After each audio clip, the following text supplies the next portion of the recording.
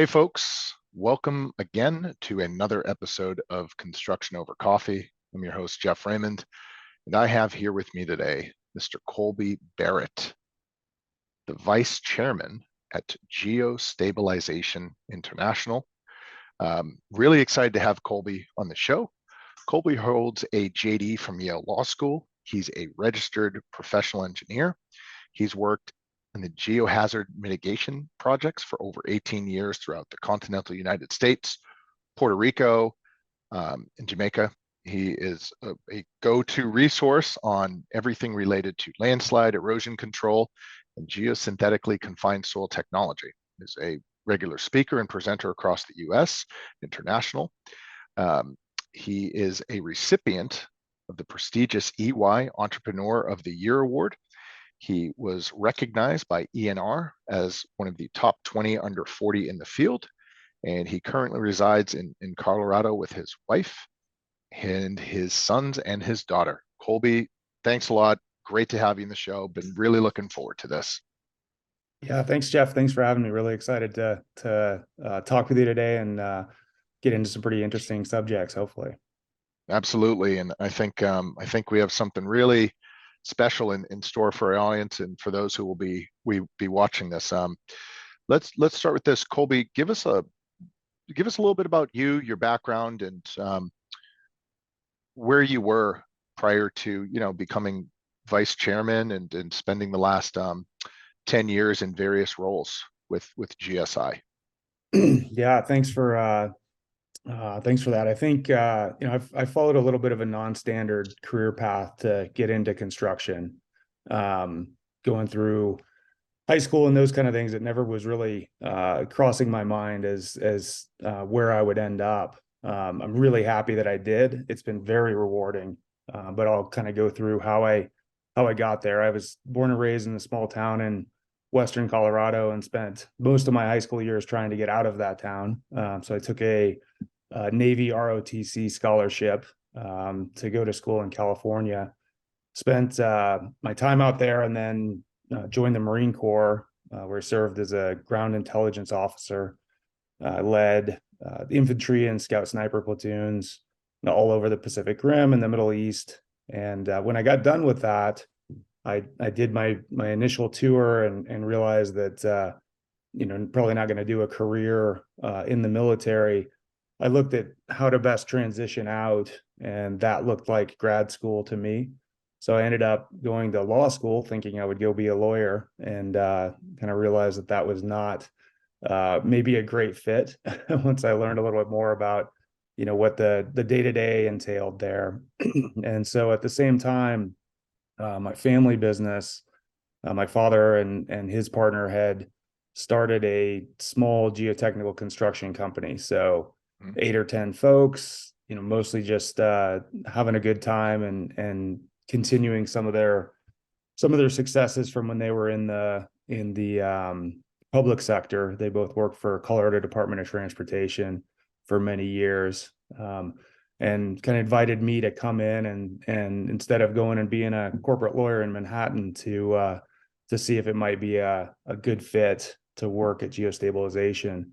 And I took it over in 2008, along with the other son of the other partner, and it was a great fit. Really enjoyed building the company, jumping in and being very diligent about what do we stand for, what's our mission, what is our culture, how does the organization function and grow in a really responsible way that was going to set us up for success, not just for the next 10 years, but the next 50 years. And so that's been just a real joy. But it is one of those ones where I never would have seen this as my career path, but looking and taking the right opportunities as they presented themselves really just fit what we were, what I was hoping to do with my life. Really is have an impact and build something that would matter. And so construction was a great industry to do that in, really twofold. One is building a great organization and building a great team and building a great culture, but then also physically building structures and geohazard mitigation repairs that'll also stand the test of time. So it's been doubly rewarding to build both physically and kind of organizationally as I went through. So really a joy. And then so I mentioned I took over in 2008. Last March, hired a new CEO to take geostabilization to that next step of its evolution. And so I've stepped over to a vice chairman role at the board level, and that's been really rewarding as well, to actually, be able to kind of pull back a little bit, think very strategically, and then look at ways to really help the organization with some of my experience, but then to stay out of the day-to-day as well, which is equally as important as a board member to not be too too present in the day-to-day, because that can be fairly disruptive. So that's been very, very rewarding. So, looking back, I never would have expected or mapped out what happened, but I wouldn't change a thing. It's been a great path, and really enjoyed being in this industry and being with this organization and getting to work with the folks that I've worked with over the years. So Awesome. Thanks for that. And Colby, thanks for your service too. oh, thank you. Yeah. Appreciate that. So is it safe to say you found the industry or the industry found you? Mixture of I think both. the industry found me. Yeah. Cool. But I think that's really part of that, is being able to say yes to those opportunities when they come up, even if it doesn't seem like the predetermined path that you've set for yourself. If you have the opportunity to work with or lead in a great organization, regardless of the industry, I think that the right choice is to take those opportunities and say yes when it looks like it could be a good fit. So I'm glad I said yes at the times that I said yes there. Agreed. And that's a really interesting point. And you'll hear us, and for those listening, you'll also hear us talk a lot about this on the show. I think the whole built environment, the whole AEC and all the affiliated and specialty trades and groups that go along with it, it's a fantastic industry. It's a fantastic career path. Yeah. The biggest challenge, I mean, there's two that we'll likely address. The first is the industry as a whole is fairly antiquated in a lot of ways.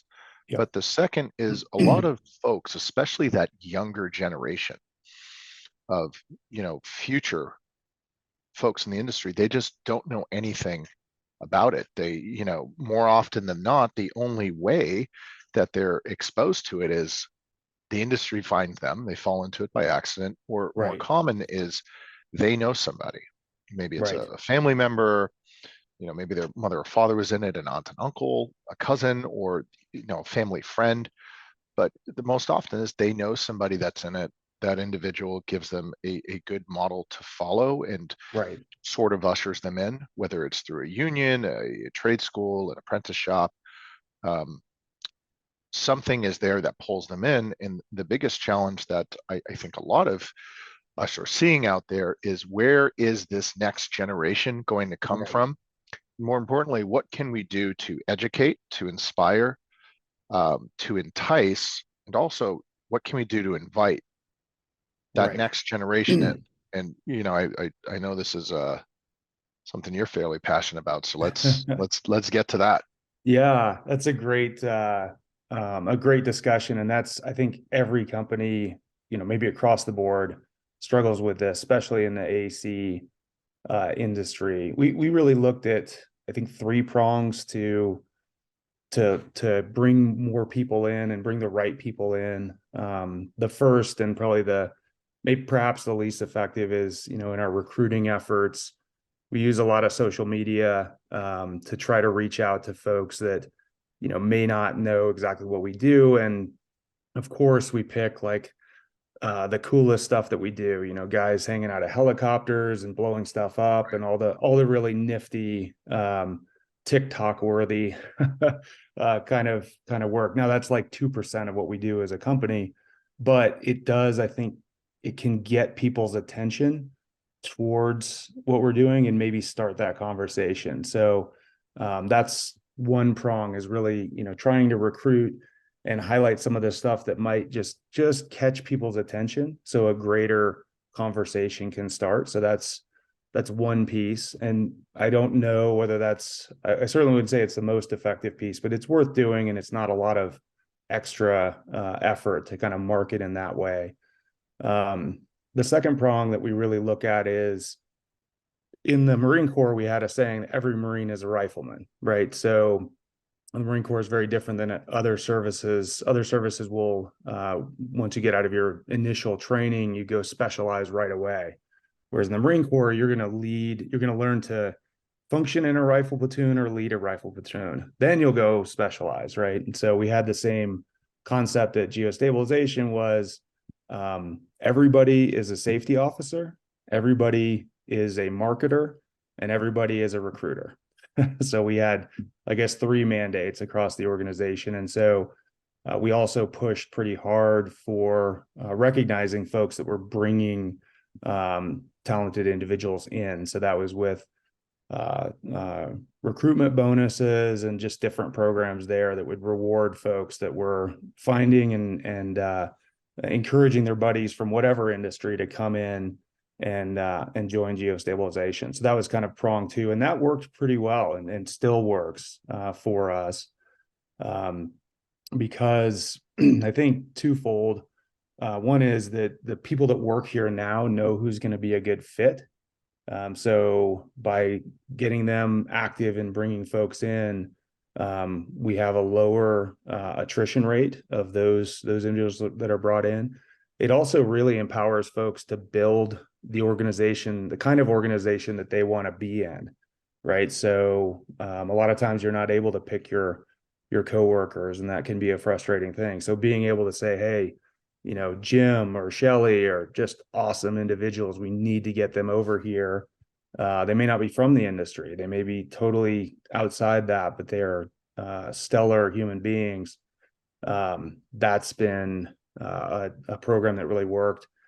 And then our veteran and prior service recruiting efforts are one, the last prong that I'm particularly proud of. And this is kind of really trying to be targeted and focused on the right ponds to be fishing in. So a lot of companies do a great job of saying, hey, we really want to hire more veterans. And that's an awesome approach to take.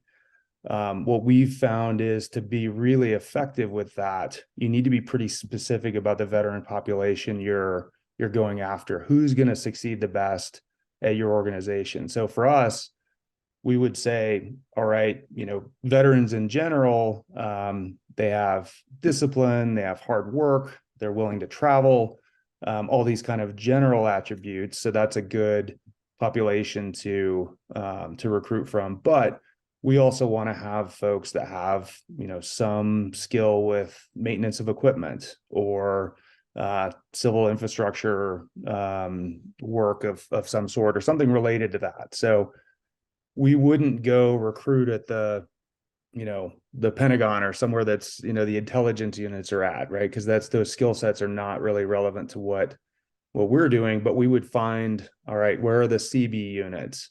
Where are the armor battalions?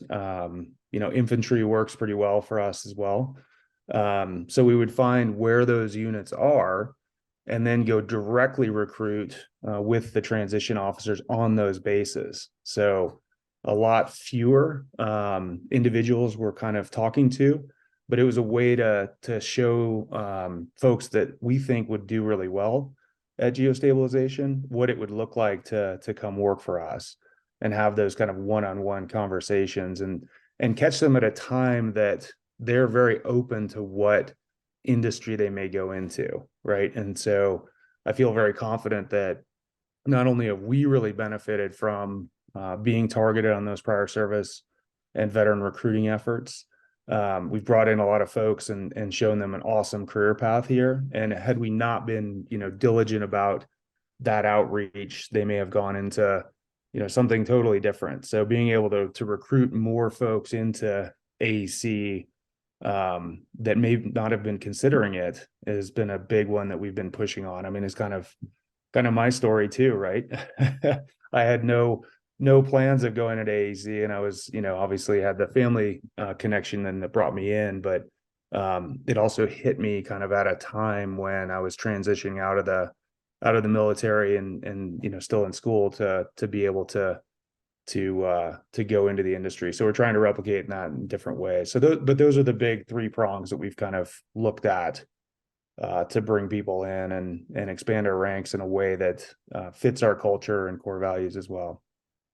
Got it. Were there any specific types of experience or personality traits or leadership traits that you tended to notice with those individuals that in those specific MOSs or battalions that lent themselves to be a better fit? And I mean, CVs is fairly obvious when they're Yeah, building stuff.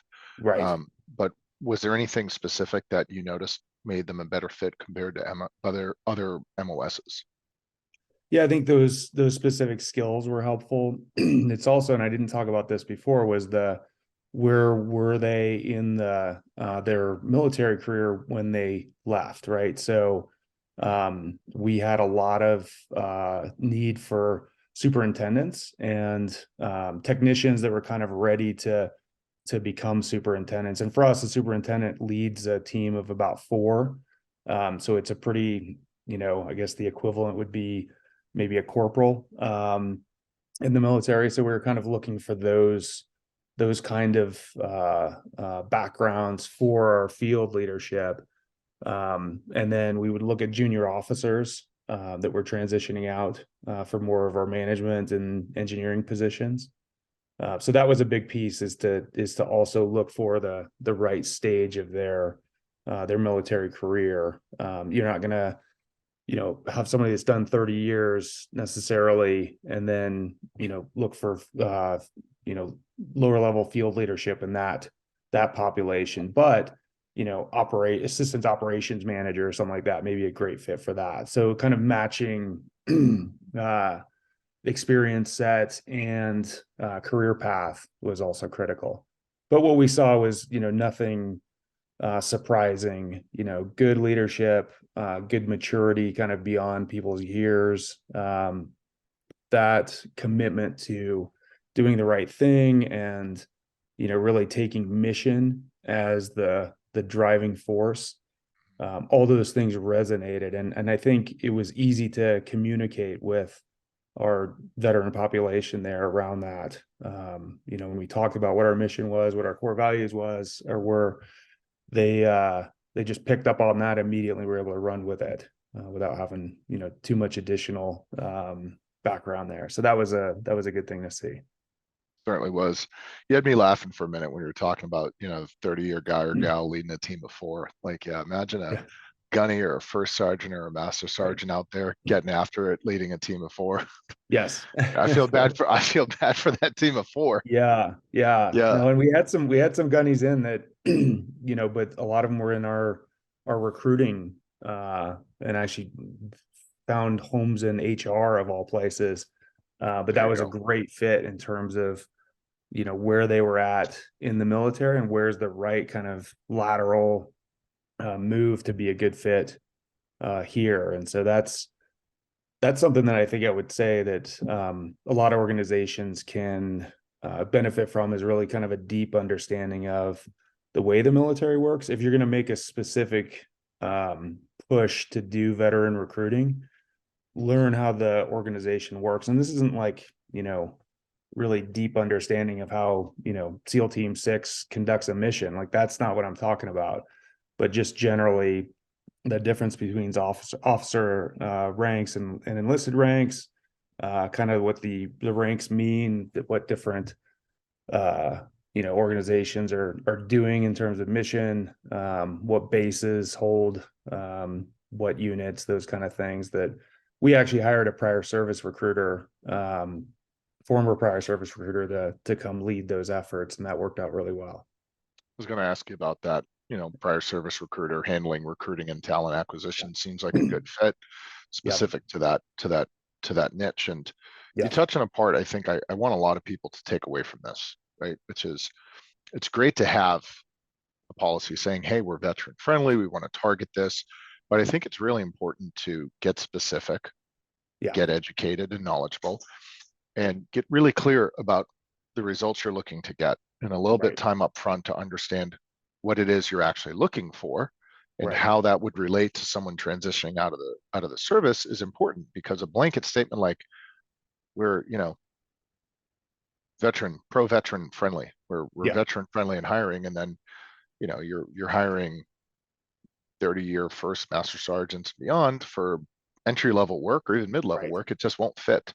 Yeah. So that's something I really want people to take away. Again, it's great to be veteran friendly, veteran focused, Yeah. but you need to know what you essentially are looking for. And the same thing is, you're not hiring a 5-year corporal to be a vice president.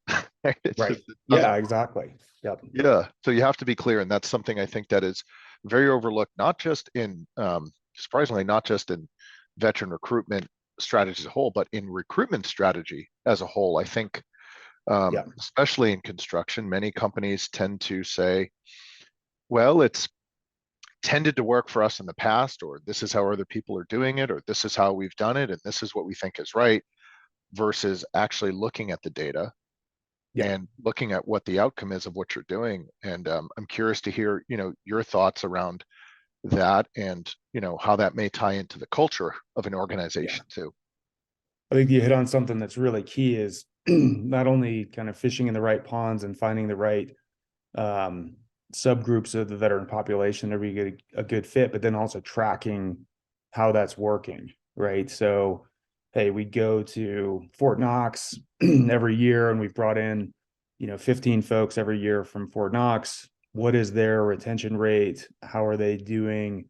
How's their general uh, success within the organization? And do we need to pivot based on that data? Because I've, being in, we've won a lot of awards for veteran recruiting, and those are all things I'm really proud of. But one of the things I always say, which people are a little bit taken aback sometimes, is we're not doing it to support veterans. It's not this benevolent approach here. We're doing it to make our organization way stronger. And if you take that approach, you'll end up targeting the right folks that are really going to succeed at your organization. And that is a big benefit for the veterans that you bring in. So I know that sounds a little bit unusual. You see a lot of companies that say, hey, we want to do this to help the vets. And we do, but our big approach is we really want to be kind of selfishly want to make our organization as strong as it can be. And so by finding the folks that are going to be great fits based on those criteria, we succeed and they succeed as well. And that, I think, is kind of the healthiest approach. The selfish approach to veteran hiring, I think, actually produces the greatest outsized return. If you say, well, we want to be veteran friendly, so we're just going to, hire vets and not be very specific on what we're looking for, there is the worry that you can get folks in that wouldn't be in the right place, wouldn't fit the culture right, or those kind of things. If it's more indiscriminate, there's more opportunities for that not to work. And then for people to get frustrated and give up and say, yeah, we tried hiring vets, but it didn't work. Well, you can't you know, uh, kill one of those programs without, being specific about what you were looking for. So the more targeted approach produces that success, and then that makes the program even stronger. Because in any organization, you're going to have some folks that are, very pro veteran hiring, some that are more neutral. If you can win the organizational outlook by showing, hey, we were targeted, we got great people, they fit our culture, they fit what we were looking for, and they've succeeded, objectively showing them with the data, then you turn everybody into a veteran hiring advocate and a veteran hiring specialist, right? Where do we look and what are we looking for? So that's kind of the fun thing as these programs start to succeed. You bring up a really good point too. I want everyone listening to take away. Um, Doing something to do something for the greater good with no clear cut end in mind is almost in a way a handout, and handouts Yeah. don't really benefit anyone. And, of Right. all the veterans I've met and worked with, I don't think they want a handout. Right. You want to give people the best possible option to succeed. Right. And, it does no one a favor hiring someone that is clearly or basically clearly not cut out for the job. It doesn't help Right. them long term. It doesn't help you. And it may feel good. It may feel right. But in the end, both parties are going to be bitter or pissed off Yeah. at the very least and say this wasn't a fit. So again, I want everyone listening to take that into account and get very specific about, if this is a program you want to launch, and also make it pretty specific to recruiting as a whole. Yeah. And there's reasons that these folks are doing it this way because it works, and I appreciate Right. that. Um, Yeah.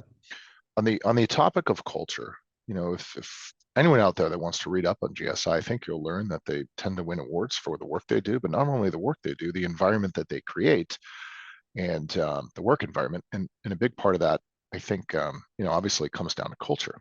And, Yeah. the AEC, the built industry as a whole, I think that's one of the biggest things they struggle with because they tend to be antiquated. You look at a lot of the companies that have been around for any length of time, and again, not always is the case, there's exceptions, but especially with, the regional players, the smaller players, they tend to be family owned. And even if they're successful, some of them tend to have very antiquated practices in Right. terms of recruitment and hiring, in terms of promotion, in terms of human resources, in terms of, there are still firms out there that operate on pen and paper. They don't Right. even know what DocuSign is. There's a filing cabinet the size of a house that just stores everything. Yes. So culture, I think, people will say culture is king, and I think it's really beyond king. It's almost the kingdom itself. And Right. curious, what are specific things that, or specific initiatives that you have or that your firm may have as it relates to, a broader sense of creating the right culture? Yeah. And I think that's a great topic to go into. I think the first thing to understand about culture is really like, you know, do you believe it's powerful? Right. So there's a lot of great quotes out there that, culture is king, or culture eats strategy for breakfast is one of my favorite ones. Um, and so I think that's the first step in an organization, is to kind of get some unity around that concept that culture is absolutely critical, and that there are specific concrete steps you can take to build and maintain a culture that produces the kind of results you want to see. So that's kind of first step, is that paradigm of understanding that culture is a real thing that can be actually influenced through the actions of not just the leaders in the organization, but the entire organization. So that was something that we recognized early on. We started as a family company, and so as we brought people in, it was kind of bringing people into the family, and so there was definitely like a very, maybe unstated but very intentional thought around how do we maintain our family culture as we grow. And so it was always understood in geostabilization that culture Mhm. was king, and culture was even more important than a perfect strategy. So that was a good starting point. But I think the concrete actions we took, the first is to really define what culture that you want to have, what your culture is, and then kind of where you want to be aspirational around that. And so the two things we looked at there, we had a strategic planning session. We do strategic planning every year, but we started with probably a 2-day discussion to formulate our core values and then our mission, right? So we set up our core values. It took us a long time to kind of go through these, because you got to get them worded just right, and you have to make sure everybody's on board. But ours are always do the right thing, ensure client best value, advance the health and future of our family, bring your best, nothing less, and then advantage by innovation. So those are our core values, and we've got obviously more guidance around what those individually mean. And then we set up our mission statement as well, which says our passion is to innovate and implement optimized solutions that protect people and improve infrastructure. Right. So those, armed with those those two concepts, we were able to really kind of take the next steps. And I think where a lot of companies can kind of initially fall down is they may do a good job of saying, here's what we are, here's what we want to be, but then they don't have any enabling actions to pervade those truths into their organization. So I'll quiz you a little bit. There's a company that had 4 core values. They were integrity, communication, respect, and excellence. They had these posted in their lobby. Any guess on what organization that was? I feel like this is an Enron story. It was Enron, yes. Yes. And so Enron's a good Yes. example of saying, hey, we're going to define at least our aspirational core values, but they are not going to be what really guide us, right? So that's I think the first, maybe the first thing you'd say where companies fall down on culture is not believing how powerful it is and not jumping in and trying to be proactive about it. The second one is to say, hey, we've got everything kind of written down, but it's not something that we've got ways to pervade throughout the organization. And so that's kind of the next failure point where companies get into. So with that, we said, well, there's really 2 ways you pervade these core values and this mission into the organization. And the first is through very diligent program of teaching and talking about core values. So what we do is to make sure that, like, at the start of any strategic planning session, we talk about our core values and our mission and say, hey, does this all still resonate? And that frames the bigger discussion. So these would be 5-year strategy sessions. We're going to start by a big discussion of core values and mission, and we'll bring those into to other key meetings. Now, that's kind of at the executive level to make sure everybody's organized there on that. But the bigger piece, I think, is really around hiring and recruiting. So as we come a little bit farther forward with a candidate, we usually send them our core values and say, hey, how does this hit you? And you really get 2 responses. One is like, oh, that's nice, which is kind of can be a little bit of a bad sign. I guess the worst sign would be like, no, I think this is horrible, I'm no longer interested. But maybe that's dodging a bullet. But then what you'll actually get a lot of times is folks saying, oh my gosh, this really resonates for me, because I was at another firm that was caught up in a bribery scandal or something like that, and so this always do the right thing core value like really resonates, and thank goodness that's what you guys are intent upon, because that's the kind of place I want to work. And so that's one of the initial things.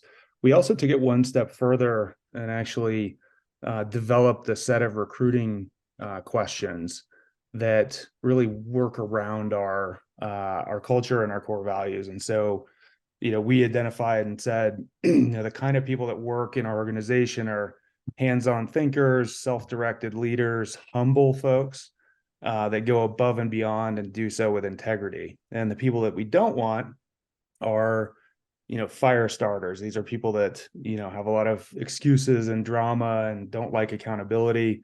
Another characteristic that doesn't work here is folks that need a lot of structure, right? That don't have the initiative, aren't able to make decisions without, less than perfect information. Know-it-alls don't work at our organization. Slackers or unethical folks. And so armed with that kind of reality and understanding of what works and what doesn't, we came up with interview questions that kind of go towards that. And so, I won't get into all of those, but one of them says, could you tell me about a time that you lacked the skills or knowledge to complete a job? Right. And so this is a great one to, when you look at the know-it-all, or the person that lacks humility is going to say, no, I've always done everything perfectly. I'm amazing. That's Course. pretty much a non-starter for us. But if you get somebody that says, yeah, there was a time where I was in this position, here's a very specific example of like what happened, what I did with it, and how I went forward. That kind of helps us, identify the individuals that are going to be a good fit. Because I think culture, there's almost this argument about nature versus nurture when you're raising your kids, right? How much is genetically pre-programmed, and how much can you actually influence through parenting? And culture is very much the same way as the organization. Part of it is influenced on the actions and the training and the direction that people are getting at the organization. And then part of it is just who are you bringing in? And so if you can go and say, hey, we're recruiting for cultural fit, and we're doing it methodically in a way that gets people that are already going to be, predisposition to believe in our core values and really get excited about the mission. The second piece then is about very formal approaches to making sure that core values and mission get out in kind of every communication. And so we have a good history of, and our new CEO does a great job of this too, is video messages and all hands meetings and those kind of things where we'll talk about specific cultural examples of us living our core values. And we had one many years ago that's I always use to talk about the always do the right thing core value. So we were on a project for a client, and we inadvertently put in the wrong material. It was actually a higher quality material than what the specs called for, but these specs were very, very tight. And they said, hey, this is the incorrect material, even though it's actually was more expensive and more higher strength than what was specified. And so, we came to the client at the project manager level, and the client representative at the kind of in the field level said, hey, it's no big deal. It doesn't meet the specs, but it's better quality material, so it's fine. And I know we all came back and said, this just doesn't feel right. Like, I know the client said it's okay, but like, I really feel like this just isn't right. And so we also had some questions about whether that client representative had the authority to waive some of these spec requirements. So we looked at what our options were there, and we said, okay, look, our core value, first one says always do the right thing. Sweeping this under the rug is not doing the right thing. And although it's very, very tempting, we have this core value, and if it's going to mean anything, we've got to live by that, even if it's costly for us, even if it's embarrassing, those kind of things. And so we went and kind of went up the rung at the client organization and said, hey, here's what happened. Here's some things we can do. And we were actually reinstalled conforming material, and it cost us, I think, $80,000 to do that. And $80,000 is a lot of money in any case, but at that time, with our organizational size, it was a fortune. And but we did it, and we did it without really any worry about it, because it was the right thing to do. And so we also, I think, leveraged the heck out of that story by telling that in new hire orientation, in company meetings, to say, when we say always do the right thing, like, here's an example, like, you're gonna screw up. It's just, we're all human. How you handle that is going to be the differentiator between whether you believe and work with this core value or not. And so that was a big piece, I think, in terms of getting these core values to be real, is really telling stories around them. Because you just say always do the right thing, and it just sounds a little bit pompous. But if you can say, here's a specific example where we made a mistake, and here's how we handled that, and it strangely, I guess not strangely, but our reputation with that client was, and still is, just impeccable after that. They trust us more than had we not screwed up, which is kind of strange. But it also, I know, I mentioned it cost us $80,000, but I think being able to leverage that story into what we actually stand for has at some point gotten through to one of our employees that made the right call because of that understanding of what we stand for. So I'm sure we probably saved, $1 million off of of people understanding what we stand for, and that we're always going to do the right thing in every circumstance there. So when you talk about the culture, that's the big thing is, first, believe that it's a powerful force. Secondly, go through and be very clear about what your culture and mission and core values are. Third, use that to bring the right people into the organization. And then fourth, be very diligent about how you teach and train these core values and the mission, and really, really leverage the power of stories in that. I think people always like to hear that. I mean, think about that's, Aesop's fables and these kind of things. That's how ethical instruction has the form that it's taken for 5,000 years, right? Is through fables and through stories in that. So leverage that reality as you go through and try to teach culture and try to teach the ethic that your organization is trying to purvey. That is so important right there. And everyone says do the right thing even when no one's looking. Right. And I think it goes beyond just doing it for the sake of just doing it, but doing it for the purpose of this is what we believe and this is so important to us. And there's a saying, the mind never forgets. Right. There's another saying, how you do anything is how you do everything. Yeah. And I think those two are very related, because if you're willing to, the two are related, where if you're willing to if you're willing to look past something because Right. it will cost you $80,000, how willing are you to look past something that would cost you $500? And Right. if you're willing to look past something that costs 500, probably willing to look past something that would cost you 80 or $100,000. So, Yep. you don't forget that. The people that you work with don't forget that. The client doesn't forget it. Word obviously gets around, but way beyond that, it's just if when you're aligned with what you believe in and you're coming from that place of integrity, it's second nature. When you're Yeah. doing the right thing, it as hard as it may seem on paper, on an Excel sheet or in the bank account, it's the right thing. And I think that's really it's really the only way to run a Yeah. business. Those are the traits that we look for with the people that we hire and the people that we partner with, because we know long term, if you're coming from that mindset, which is pretty close to abundance, you're going to Mhm. find yourself in the right spot with the right people Yeah. on the right projects. Not 100% of the time, but pretty often. Yeah. Mistakes will happen, but if you're approaching it from that mindset, doing the right thing, you will find yourself more often than not with the right people at the right time on the right projects with the right result. I'm a Yeah. firm And I think believer in it's, that. yeah, and it's so critical in our industry as well, because you look at the consequences of lack of integrity in AEC is, public, like dire public safety issues, right?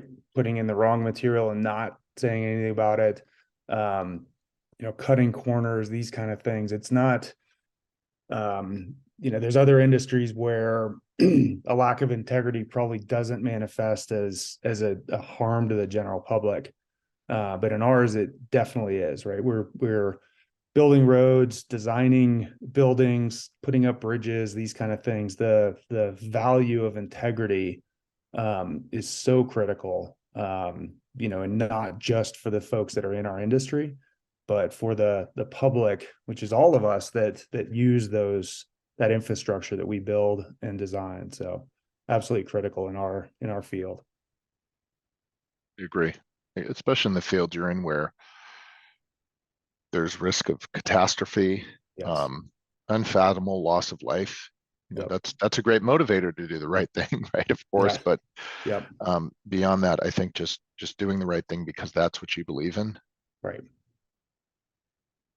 That sense of loyalty to oneself and in one's mission and one's values, that's invaluable. Right. Yeah. You can They've said that's too, simple as that. if you go through and say, okay, these are the instances where we would compromise our integrity. That could never be pervaded in an organization accurately, right? So if the leadership says, look, we're willing to lie for $1 million, by the time that gets down to the superintendent in the field, it's, we're willing to lie for $500, right? There's no way for that telephone game to ever work. Not that you'd ever want to do that. The only message that will actually pervade perfectly through an organization is we're not willing to compromise our integrity for anything. That you can get accurately described throughout an organization. Any kind of compromise, though, can never be to get through an organization in a way that would ever make any sense. So that's another reason to have a pretty bright line on that, is just to make sure that everybody's on exactly the same wavelength. I agree. Starts at the top, goes all the way to the bottom. Yep. If trust is eroded at the top, by the time it plays telephone and gets to the bottom, well, it's really eroded. Right. The thing we've realized is if there's that issue of, we'll call it lack of integrity, doing the wrong thing at the bottom, you see it in day to day. It's pretty easy to spot day to day. But if it's at the top and not at the bottom, it may take 6 to 12 months, a couple of years, aka Enron, but it always creeps up. Yep. It always No, creeps we always. up. Yep. We say good things happen to good people and bad things happen to bad people. It just oftentimes takes a long time for that to manifest, longer than would seem fair. But with organizations and with what we're doing, I think in the AEC industry, we're building stuff for the long term. We're building resilient structures. That's a word that's been tossed around a lot, especially in the geotech space, is the resiliency of what we're building. And I think that's something that we need to take that lesson and say, what is the organization we're building? Are we building resiliency into that? And being diligent about culture and core values and what we believe in really builds a lot of resiliency into organizations. You can see, Enron was a great example of not doing that can take an entire organization down, right? And so that's the very opposite of resiliency is their example. And so all of us as business leaders and leaders within the AEC industry need to say, hey, how are we going to build, resiliency, not just into our structures, but our organizations. And the culture and ethics piece is a huge tool in setting that up. Resiliency scales too. Yes. And it stands the test of time. Right. You have the right people building the right frameworks and the right operating principles, it can scale. And when it's time to pass the baton, it's a lot easier to do it rather than reinventing the wheel and figuring out what should we be actually doing, not what we're doing. I think that's important. No, I know we've seen that too. We were fortunate to be awarded the world's most ethical company award, which just sounds a little bit grandiose. There's 150 recipients every year, so it's not like we were just the one. But that was a huge piece in recruiting our current CEO. He had come from a different industry, and we talked about GSI and about what we believed in. And I think he may have had some preconceived notions about what AEC was all about or what construction was. And by being able to show, hey, we're deathly serious about ethics and culture and mission. And we've even been recognized for this. That was a big push to get him to come join the organization, because he's just as serious as me about doing the right thing and making sure that we're running our business in a way that's above reproach. And so that intentionality can be a focus for recruiting as well. It kind of attracts the folks that like that kind of stuff. So it's a bit of a self-fulfilling prophecy, but it's a good secondary benefit. Agreed. It's a great marketing tool too. And I feel like that attracts the right people in. Right. And it pushes the wrong people away. Yeah. That's important to be able to do that. And that was, I think you guys won that starting in probably if I remember, 2019. Yep. Yep. 19 Awesome. and 20, really proud of that. And that was, on the any of these awards, there's obviously some work you have to put in as an organization, and there's all kinds of different opportunities to do that. But we've tried to be really intentional about seeking the kind of awards that would also convey what we think is important, and that then will hopefully attract the kind of folks that would resonate with those topics. And so we really don't go after every award that comes out there, but we do compete for, safety awards is a huge one. Not only does it help show people that we're very committed to safety, but it can also improve our own internal programs. And the same thing is on ethics awards. Going in there and saying, we want people to understand that we take this very seriously. And then we improved our ethics and compliance program through the process of getting those awards submitted. And so that was another good secondary benefit there. Beautiful. So we've talked about ethics. We've talked about company core values, missions, recruiting. We've talked about a lot. What else is important to you in your career, and as you kind of progress and see GSI go to new heights? What else are you going to be paying attention to? Yeah, no, we've talked a lot about that, and I think one of the things you mentioned early on was the kind of antiquated paradigms in the AEC industry, and so that's really what in addition to the things that I've already talked about, one of the things that really gets me excited is, one of our core values is advantage by innovation, right? And so we've said very clearly as an organization, we want to win, but we want to win because we have a better idea and a better product, right? We don't want to have win because they're 1% slow, 1% lower than the other guy because we were able to cut these corners and trim this last bit of fat and those kind of things. Those, efficiency and those kind of things are very important to us, but, we're going to win in this marketplace through innovation. And that innovation piece needs to be at all levels, right? So we were one of the first organizations to use drones in what we do. So we got back then it was I think Section 133 exemption. And so we were one of the first companies in the US to get that. And maybe, I don't know whether the first construction company, but pretty early on, we saw the benefits of that.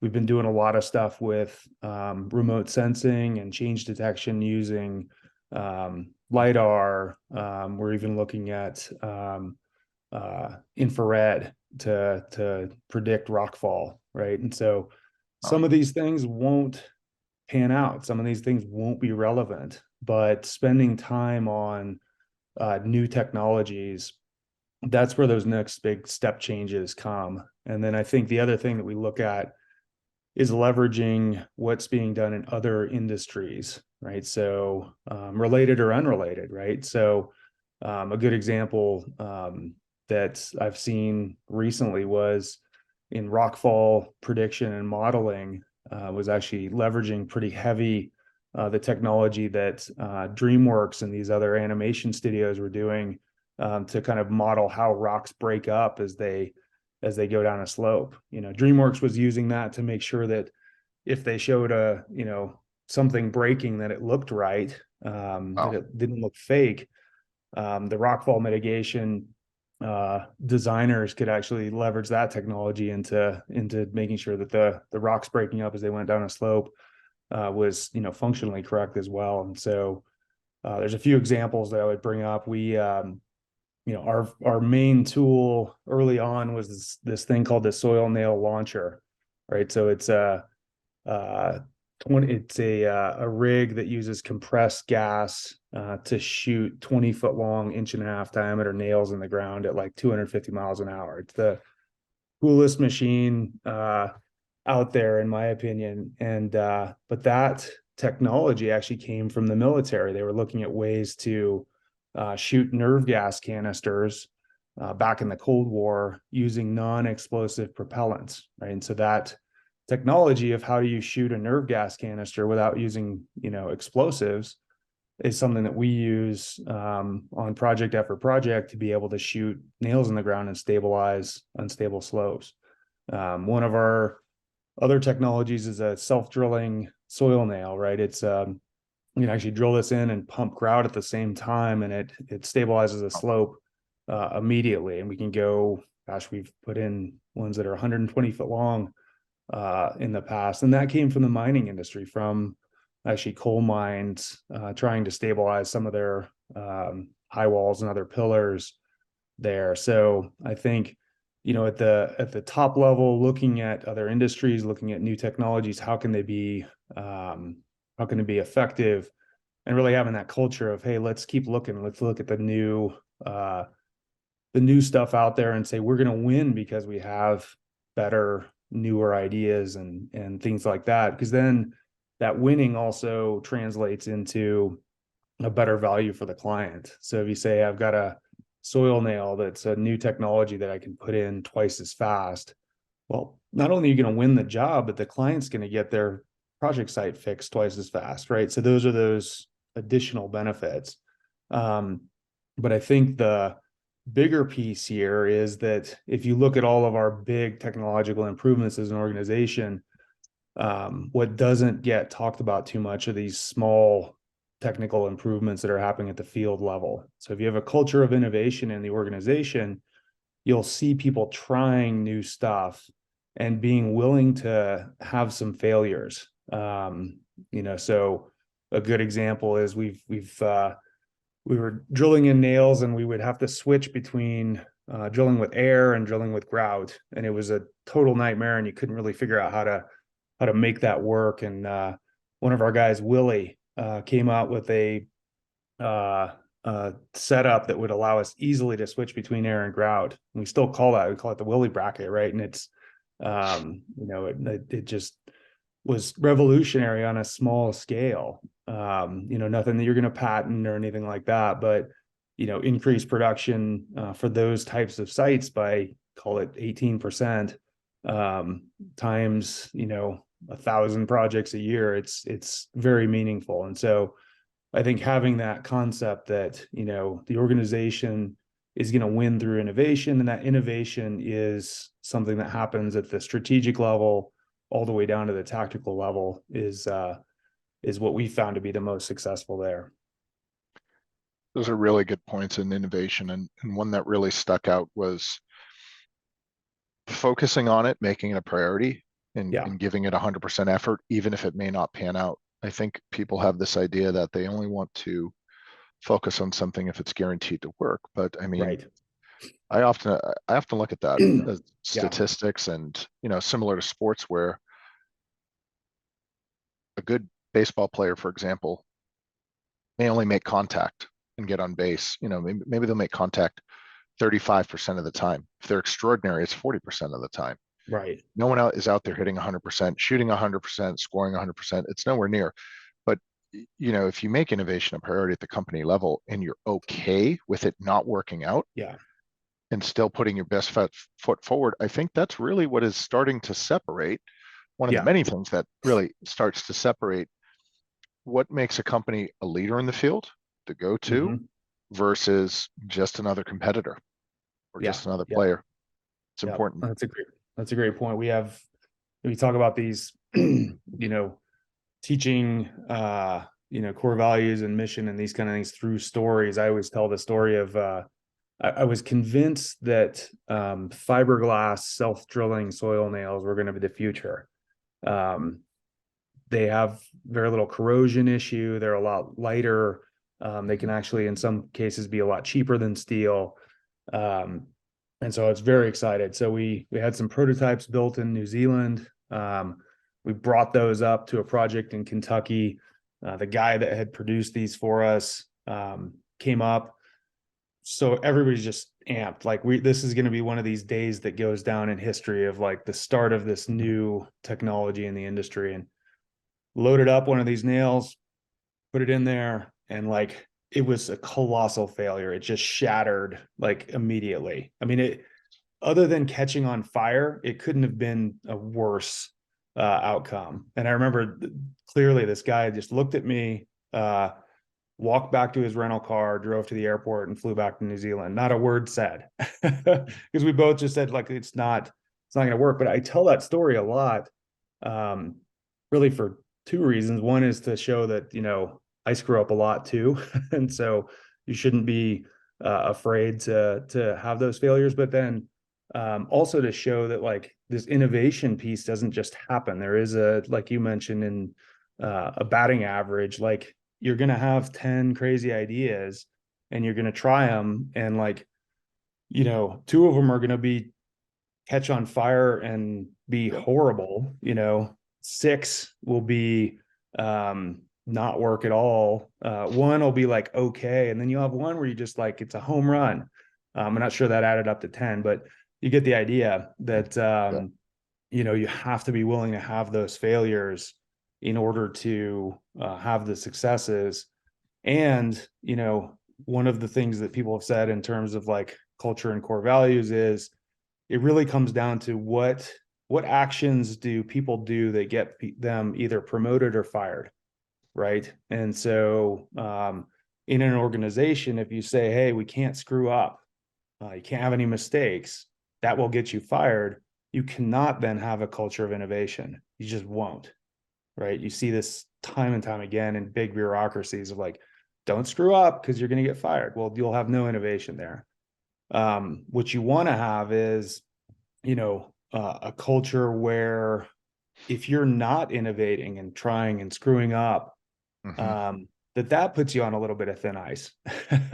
Not that you ever want to be like, afraid for your job or anything like that, but Sure. the folks that are like, going out there 100 miles an hour and it catches fire and falls over. I don't mean a bridge. I'm talking about R&D. Yeah. Uh, you know, those are the folks that are celebrated and there's stories about that. Like, remember we tried that thing? Because you also tell those stories about when that person got it right and you're able to leverage a huge innovation. So, but it is one where you really need to understand that a zero defect mentality also means a zero innovation mentality. And if you're okay with that, that's fine. But your organization is not going to be growing with that kind of mindset, and the industry doesn't grow in those kind of mindsets. It's kind of bad for everybody. It's impossible to keep with the times if you do Yeah, that. You're going to have to innovate. yeah, Nothing is nothing is static. It's right. interesting as you're talking about that. I think about sports. I think about the investment world too, where let's say you look at VCs or hedge funds or really anything that invests in potentially really early stage or mid stage companies. And I don't know what the exact specifics are, but they have their portfolio of companies, and most of them will probably, well, more for VCs, most of them probably won't make it. Hmm. Okay, they're cool with that. Yeah. They know they'll probably go bust. The idea may or may not work out. Some will do okay. Maybe some of them they lose money on. Um, but it only takes one or two or a very small handful to Hmm. generate those outsized returns Right. and to just become a behemoth and knock it out the park. Yeah. And that's how we at least approach innovation, understanding not every idea is going to be a home run. We're going to make Hmm. mistakes. We're going to fail. We're going to screw up. Some will fall flat in their face. Some will do okay. Some might not even move the needle, but all it takes is one or two or a very small handful to knock out of the park. And it's how it is in the investing world. Yeah. Portfolio approach. Yes. Yeah. All you need is one or two, and that puts you in a completely different category of one. Right. And I think that's the best way to approach it. I'm looking at the clock, watching we're getting close to that deadline. What else do we want to hit on? What else did we Yeah, miss? I guess Trying to maybe think. towards the innovation approach, one of the things that we've internally struggled with, and I think companies can take different tacks on this, is how you approach R&D. Um, I think there's a very strong argument to say, if you're serious about innovation, build an R&D department, fund it well, have them be very active. We've taken a little bit of a different approach where we say, hey, we're very serious about R&D, but we want it to be very organic. So there's money behind it, there's intentionality behind it, but we really want to spread that throughout the organization rather than having one person in charge of R&D. I think different companies could take different approaches on that, but that was one of the things that we've internally struggled with and kind of went back and forth on, but currently kind of think that concept of having R&D be a core function of all the organization, and that good ideas are going to come up, everywhere, and that there's funding and there's intentionality behind that, I think is a big. It's helped us create innovation in a lot of places you wouldn't expect it, like HR. It's I think everybody kind of says, well, we're gonna innovate and it's all technical or it's a new piece of equipment, but new processes are innovations that can be hugely effective for accomplishing mission. So that's the tack that we've taken, and that may change in the future. And I think different organizations can definitely do it a different way. But I think if you can empower the entire organization to be coming up with good ideas, that can be more effective than, just one division that's focusing on that. Agreed. I hope people, when they watch this, take note of this. I feel like, I was trying to take notes at the beginning and I said, I'm just going to listen to the recording later because there's a lot of gold nuggets in here. Anything else in closing we want to hit on? No, I think that's kind of the stuff that I feel like I can share on what we found to be successful, and it's a little few of our failures as well, but we're excited to be in the place that we're at. We love the AEC industry, and specifically the role that we've had in that, being able to focus more on the geohazard mitigation side. I think has kept us creative and nimble, because there are a lot of time constraints when you're trying to fix a landslide or a rockfall, and there's a lot of situations where nobody's ever seen that before. So you're kind of forced into this time critical creative design build approach. But I think that those same concepts of leveraging culture, leveraging innovation, leveraging getting the right people in the door, are applicable to, across our industry. And I really appreciate what you guys are doing with your podcast on kind of getting these ideas out there, because I think sharing best practices and what's worked and what's not is something we all need to be doing in AEC to, elevate the industry for our own benefit, and then for the traveling public and all the folks that are depending on us to get it right and do better every year, and really serve them in a functional capacity. So I appreciate what you guys are doing as well. Appreciate that. Thank you. Colby, if folks want to reach out to you, what's the best way to do it? LinkedIn, email? What's the best way for folks? LinkedIn I found is a pretty good one. So my profile's on there. Just, I don't know how many Colby Barretts there are, but there's only one with geostabilization. So feel free to reach out there. I'm pretty responsive on the messaging approach there, and would happy to answer any questions or help anybody out on any of the things we talked about today. Great. Well, Colby, thanks for coming on the show. I'm going to pause the recording here shortly, and we'll say our goodbyes. It was great having you on. I'm really excited to see how this turns out and see what people pick up from it. So thank you. Yeah, appreciate it. Thanks for having me on. Pleasure.